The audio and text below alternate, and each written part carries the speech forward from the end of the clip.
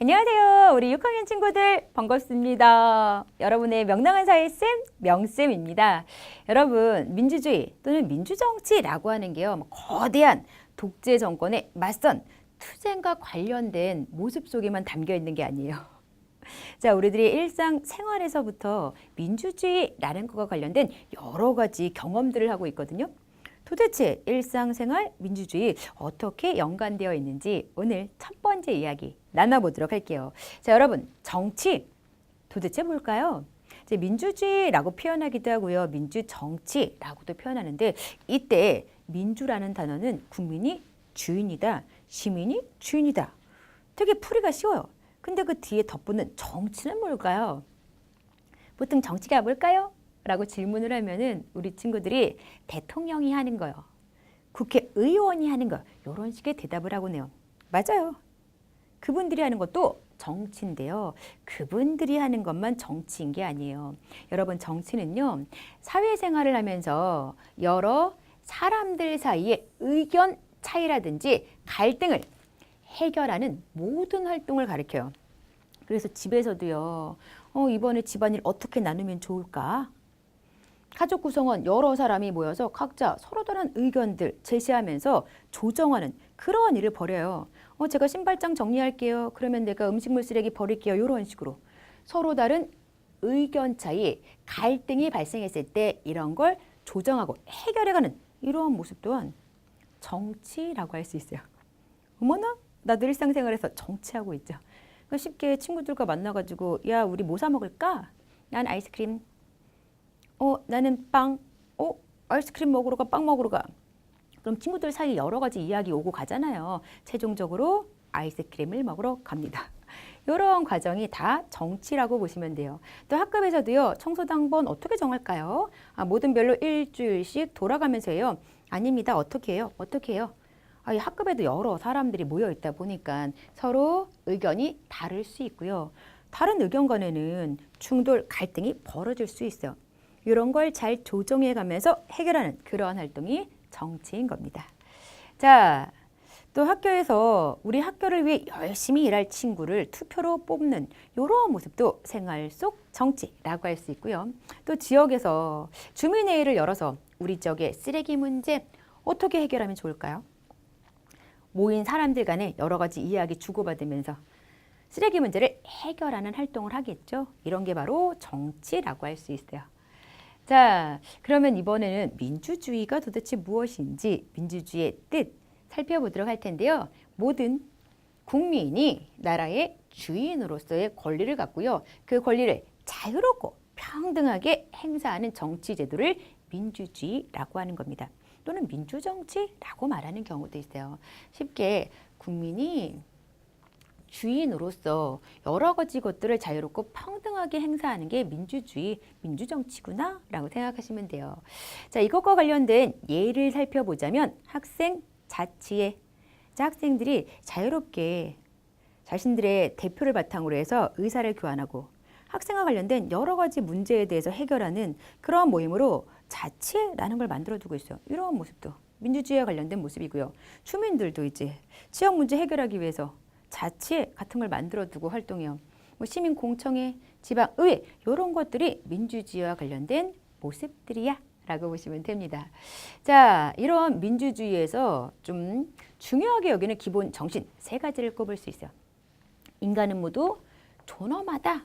인간은 자유로워야 한다. 인간은 평등해야 한다. 인간의 존엄, 자유, 평등 세 가지입니다.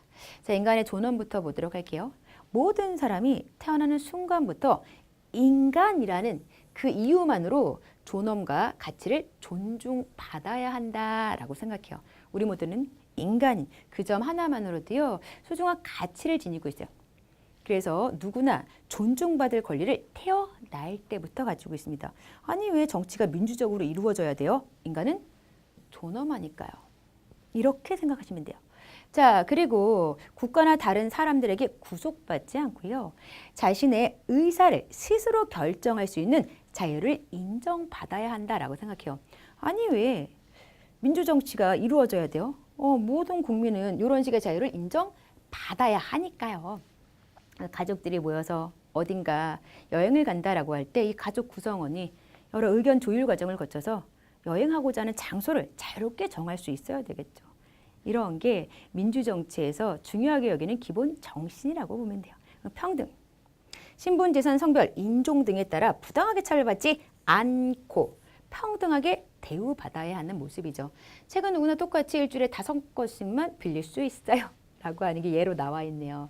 이렇게 인간의 존엄, 자유, 평등이 민주주의가 추구하는 기본 정신입니다. 자, 그러면요. 이번에는 오늘날은 워낙에 사회가 복잡하고 사람도 많다 보니까 모든 사람들이 이제 사회 공동의 문제와 관련된 정치 활동을 수시로 벌이기에는 어려운 게 있어요. 그러다 보니까 이제 나를 대신할 대표를 뽑아서 대표로 하여금 일상적으로 정치를 하게 하죠. 그래서 보통 정치하면은 대표자로 선출된 대통령, 국회의원 이런 사람들을 떠올리곤 하는 거예요. 그런데 대통령이든 국회의원이든 또는 지방자치와 관련해서 활동하는 지방자치제의 대표이든 그 사람들이 나 대신 정치를 함에도 불구하고 우리나라 정치가 민주정치다, 민주주의다라고 말할 수 있는 건 최소한 그 대표를 내가 선거를 통해서 뽑았기 때문입니다. 내가 뽑았으니까 우리를 대표하는 사람이야 라고 말할 수 있는 거죠. 자, 이런 식으로 선거라고 하는 건 국민들이요. 현대사회와 같이 복잡한 사회 속에서 나를 대표할, 대신할 사람을 직접 뽑는 그런 활동을 가리켜요. 오늘날에는 모든 사람이 한자리에 모여서 지역의 중요한 일을 결정하기가 너무 어렵다 보니까 선거를 통해서 대표를 뽑는 거죠. 근데 이러한 선거는 당연히 민주적으로 이루어져야죠. 공정하게 이루어져야죠. 그래서요, 선거에는 4대 원칙이라는 게 있습니다. 보통선거, 선거일을 기준으로 만 19세 이상의 국민이라면 누구나 투표할 수 있도록 하는 겁니다. 그래서 나이만 먹으면 누구나 투표할 권리를 주는 걸 보통선거라고 말을 해요. 여러분, 나이 먹는 거 개인의 노력에 따라서 달라질 수 있나요? 그러면 선생님은 나이를 안 먹을래요. 그냥 20살에 계속 머무르고 싶네요. 근데 시간 가면은 누구나 일정한 나이 이르러서요, 선거할 수 있는 이러한 권한을 부여받습니다. 누구도 노력하지 않아도 자, 이렇게 투표할 수 있는 그런 권리가 주어진다는 거죠. 이러한 모습을 보통선거라고 말을 해요. 그리고 평등선거라고 하는 건 이 투표권을 가지고 있는 사람들이 모두 한 표씩의 투표권만 행사하는, 평등하게 한 표씩 행사하는 그런 모습을 가리켜요. 자, 직접 선거라고 하는 건 투표권을 가지고 있는 사람이 투표를 직접 하도록 하는 겁니다. 나 너무 아픈데 투표하러 갈 수 없는데 네가 대신해. 절대로 안 돼요. 그리고 비밀 선거 같은 경우는요, 누구에게 투표했는지 다른 사람이 알 수 없도록 비밀이 보장되도록 선거가 치러지는 그런 모습이에요. 비밀 선거, 직접 선거, 평등선거, 보통선거 4가지 원칙으로 공정하고 민주적인 선거가 이루어지고 있다는 거 알아두어야 돼요. 자, 그리고요, 공정한 선거를 위해서 선거관리위원회라고 하는 또 기관이 만들어져 있어요. 선거관리위원회는요, 선거, 국민투표가 공정하게 이루어지도록 관리하는 독립된 기관을 가리킵니다. 선거관리위원회에서는요, 부정선거가 일어나는지 감시하기도 하고요, 국민에게 선거에 관한 올바른 인식을 갖게 하는 교육을 하기도 합니다. 자, 그러면 이제 다음으로는 생활 속에서 이 민주주의라고 하는 걸 실천하는 태도는 어떤 것인지 알아보도록 할게요. 우리가 학급에서 학급 회의를 통해서도요, 민주주의를 실천하는 그런 모습을 좀 엿볼 수 있는데요. 이제 예를 하나 볼게요. 자, 학급에 어떤 문제가 발생했냐면요, 학급 자리를 바꾸는 문제에 대해 반 친구들이 각각 다른 생각을 가지고 있어요. 그래서 이러한 학급 자리 바꾸는 문제에 대해서 허심탄회하게 이야기를 나누기 위해서 학급 회의를 열었습니다. 이러한 회의를 통해서 자리를 어떻게 정하면 좋을지 의논을 했어요. 그랬더니 이제 학급 친구들 간에는 키 순서로 앉자, 일찍 오는 순서로 앉자, 여러 가지 의견이 막 제시가 돼요. 이렇게 나온 여러 가지 의견을 각각 어떠한 점이 좋고 어떠한 점이 나쁜지 좀 비교 분석을 해야 되겠죠. 이런 거 이제 어떠한 사실이나 의견에 대해서 꼼꼼히 따져 살펴보는 태도를 비판적 태도라고 말을 해요. 이런 비판적 태도를 바탕으로 해서 각각의 해결 방안에 대해서 친구들이 이런저런 이야기를 더 주고받겠죠. 충분히 의견을 나누면서 하나의 해결 방법을 찾아가는 거예요. 우선 키 순서로 자리를 정하고 모듬을 만든 다음에 시력이 좋지 않은 친구들은 앞자리로 바꿔줍시다. 모둠별로 일주일씩 자리를 바꿔가며 앉읍시다. 자, 당연히 여러 명이 함께 생활하는 학급에는요, 다양한 의견을 가진 사람들이 모여 있을 수밖에 없어요. 이렇게 다양한 의견을 학급 회의를 통해서 충분한 대화를 통해 확인하는 거예요. 충분히 대화를 나누고요. 그 다음에 양보와 타협을 거치면서 이 점은 좀 저 친구의 의견이 좋은 것 같아. 내 의견은 한 걸음 양보할게. 너가 제시한 방법에 이러한 문제점이 있으니까 이러한 문제점은 좀 보완하도록 하자. 이런 식으로 이제 양보와 타협을 충분히 거치면서 생각을 하나로 모아가는 그런 일이 학급 회의를 통해서 나타날 수 있다는 거죠. 이러한 모습 자체가 우리들이 학급에서 민주주의를 실천하고 있는 모습이에요, 여러분. 자, 민주주의를 실천한다라고 하는 것은요, 일상생활에서 다양하게 부딪히는 문제와 갈등을 해결하기 위해서 충분히 이야기 나누는 거예요. 대화를 충분히 나누는 것도요, 민주주의를 실천하는 모습이에요.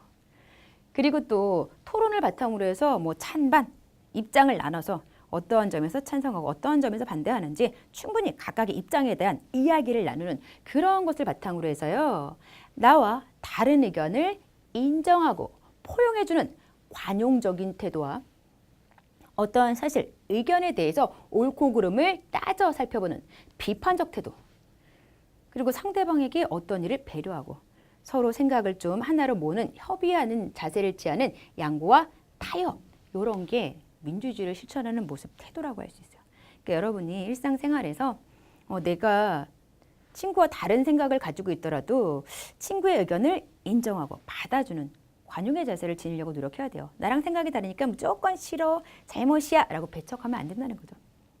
그리고 어떠한 주장이 제시되었을 때 싫어하는 친구니까 무조건 잘못된 주장, 이런 식의 판단을 하는 게 아니라 그 주장이 어떠한 점은 옳고 어떠한 점은 그른지 단점 이런 걸 꼼꼼하게 따져서 좋은 점이 있다라고 한다면 그건 인정하고 부족한 점이 있다라고 한다면 그 지점은 보완할 수 있는 새로운 방법을 떠올리려고 노력해야 돼요. 그리고 배려하고 협의하는 양보와 타협의 자세 당연히 지녀야 되겠죠. 자, 이렇게 해서요, 우리 일상생활이랑 민주주의가 어떻게 관련 있는지 살펴보는 게 마무리되었는데요. 퀴즈로 중요한 내용 되짚어 볼게요. 자, 이것은 사회생활을 하면서 사람들 사이의 의견 차이, 갈등을 해결하는 활동을 가리켜요. 바로 정치가 이런 의미를 지니고 있죠. 멀리 떨어진 정치인들만 정치하는 게 아니더라고요. 다음이요. 국민이 자신들을 대표할 사람을 직접 뽑는 선거는 민주주의의 가장 기본적인 모습이죠. 나와 다른 의견을 인정하고요, 포용하는 태도를 관용이라고 말을 합니다. 민주 시민이라면 관용과 관련된 태도를 지녀야 되겠죠. 자, 이렇게 해서요, 문제까지 모두 풀어봤네요. 우리 친구들 이번 시간에도요, 열심히 공부하느라 수고 많으셨습니다.